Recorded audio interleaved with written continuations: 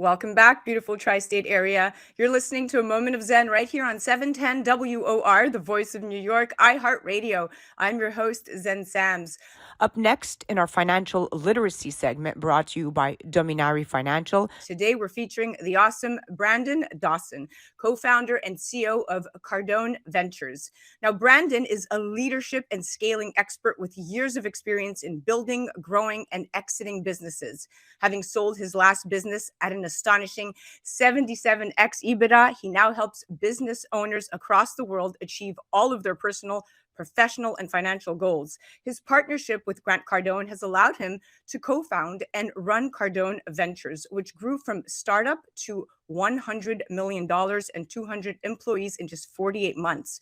His ability to take the stage, help businesses owners succeed, and inspire his team to move things forward in true 10x fashion is what really makes Brandon such a remarkable mentor and leader. Today, we're chatting about how Brandon exited his last business for $151 million and tips for you so you can turn your finances around. Welcoming now to the show is the awesome Brandon Dawson. Welcome, superstar. Yeah, thank you for having me on your show.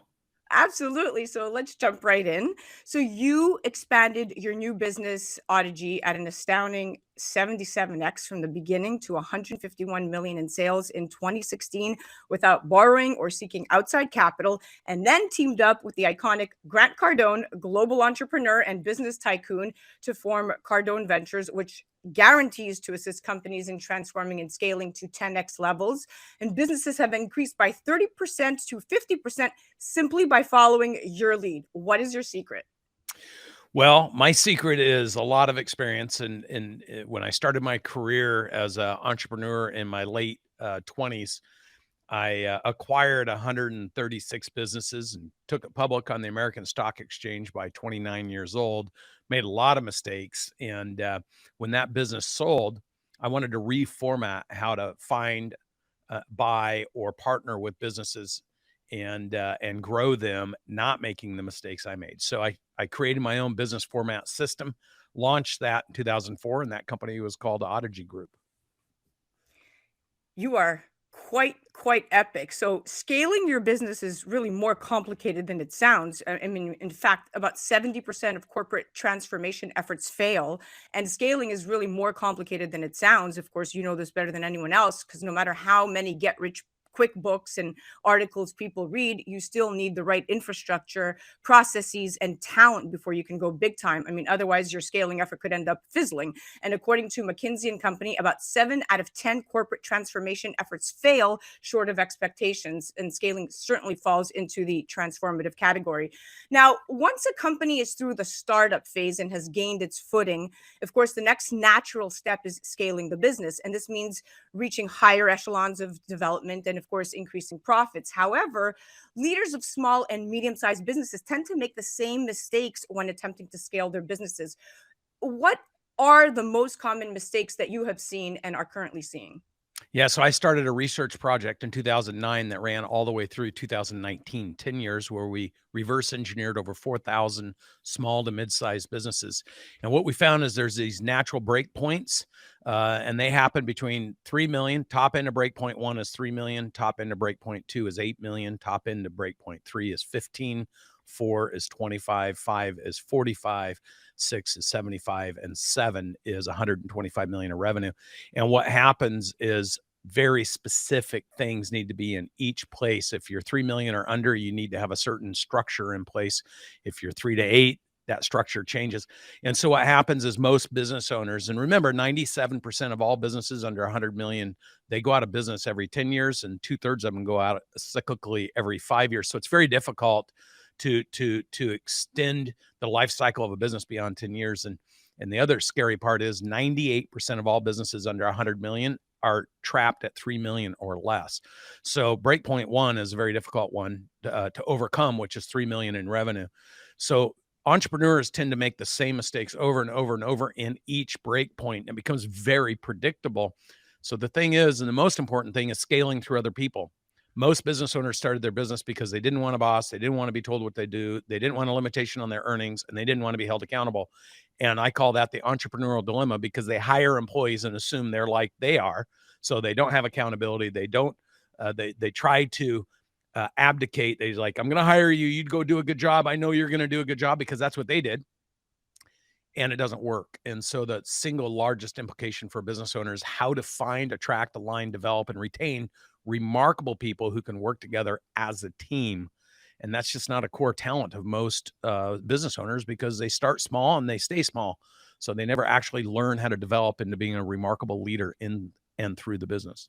You're right, because when you think about growing a business, I mean, growing a business is one thing, but scaling it up is a whole other undertaking. And while businesses might have, experienced some growth, it won't, they won't be able to handle increased volumes with existing systems and infrastructures, so to speak. Yep. And cracks are going to start to appear once growth reaches a certain level, to your point, and then confusion and miscommunication between business units might arise. Staffing levels might become difficult to maintain. Manufacturing or distribution capabilities might fall behind, and customer satisfaction definitely is going to drop. And then at that point, the business has outgrown itself, or at least outgrown its current systems, to your point, and partners and processes and staff and technology. So the question is, when has a business outgrown itself and needs to scale, and what are those indicators that it's time?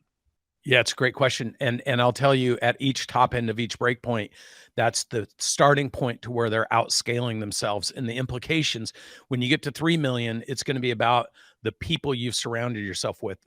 So when you think about the business cycle, the what has to work. 97% of businesses fail, and the chief 3 complaints for failure is no demand for product or service. So when's a good time to scale? Is when you've been able to prove that there's demand for product or service. The second chief complaint for going out of business is can't find any good people. When's a good time to scale? When you've actually learned how to find, attract, align, develop, and retain great people. Or otherwise, just because you can sell a lot doesn't mean you can deliver and service and move to scaling. Scale's maximizing what you have, by the way. It's optimizing. Scaling is a rapid expansion of what you can prove works. And if you don't prove what works and you try to just rapidly expand, you'll break on top of yourself.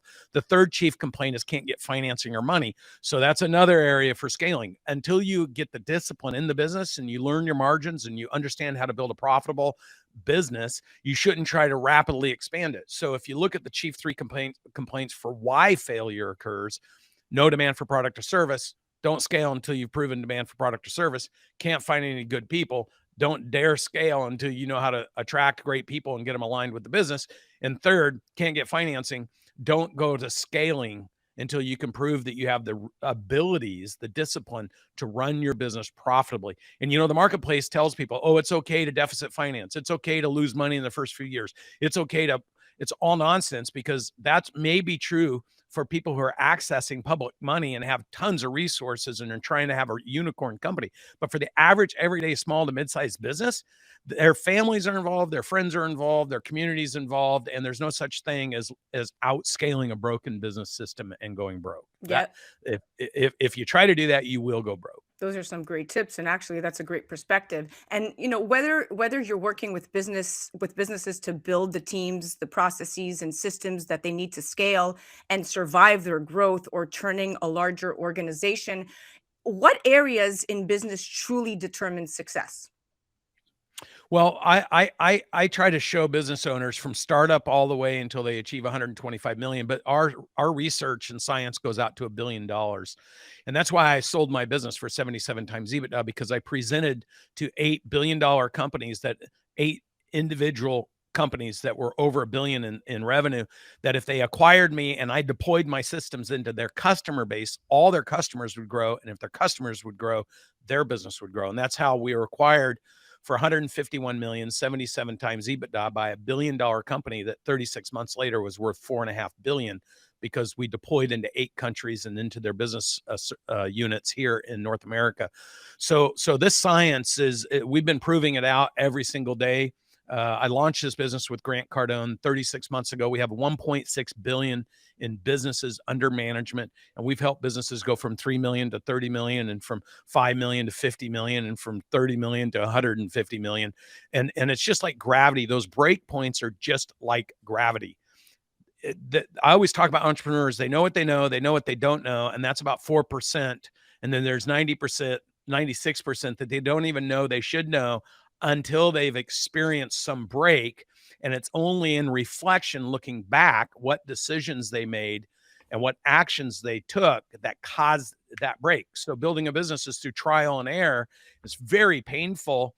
And if you have the resilience to break through, to learn from your mistakes, and you're willing to push through, which remember, 98% of all businesses are stuck under 3 million if they're under 100. So not a lot of people have the tenacity and desire and resilience to bust through to get to 10 million or 20 million or 50 million. And it takes a lot of courage, and it takes a lot of perspective, and it requires a different human being at each one of those break points to show up to work every day. And this is why John Maxwell talks about law of the lid. It's a cap. If you're not intentionally expanding your belief lid, your leadership lid, your operational effectiveness lid, you and your team, your business will get stuck and get trapped and stay at or below. And then your costs creep over time. So eventually it's a recipe for a disaster if you're not intentionally growing and doing it the right way.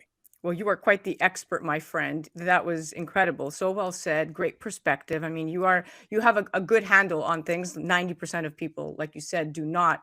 And it takes, of course, effective leaders like yourself and like Grant to be able to team up and to bring this to the forefront of business owners, because this is an extremely valuable infrastructure that you're offering. I mean, I should say priceless. Now, what projects are you currently working on, and what can we expect from you and Grant next?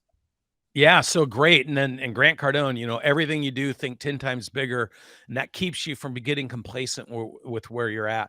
But when you start a business and you grow it to 125 million and then to a billion, there's 10 elements. Those 10 elements are strategy, marketing, sales, people, finance, leadership, data, technology, operations, and then investment thesis. And so what we're doing is we actually processed out all my life's work, all of Grant's work, combined it across those 10 spectrums, and we're deploying AI into our methodologies that have been proven to grow, scale, and exit at high values.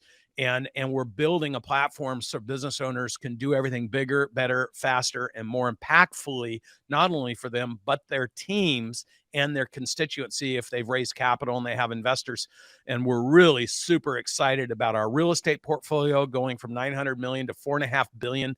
Grants raised more crowdfunding than any human being on the planet, just went over $1 billion. Our business portfolio in 4 years has gone over 1.6 billion, and I expect that to double in the next 24 months.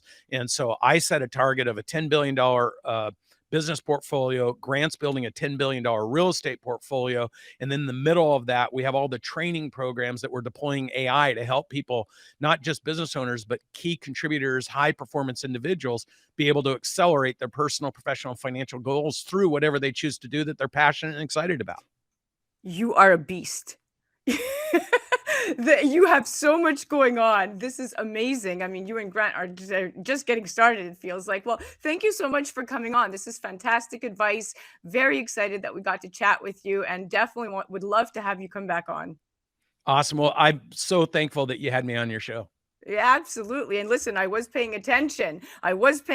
So my takeaway is, in your lifetime, the long-term success is answering the question, how do you scale your business? So it's definitely important to create business advantages that cultivate clients for life and work toward discovering a competitive edge. It basically boils down to know your purpose, develop a business map, perfect your product or service, create thoughtful processes and operations, establish your team, learn when to delegate, build your brand, connect with your customer, work on your networking skills, prioritize sustainability, and last but not least, continue adapting and innovating. And if none of this stuck, you can head to CardoneVentures.com, where you could check out the awesome Brandon at bdawson.com. Check him out on the gram at Brandon M. Dawson, on YouTube, B. Dawson, and definitely check him out on Twitter, Brandon M. Dawson. You're listening to A Moment of Zen right here on 710 WOR, the voice of New York, iHeartRadio. Be right back after this.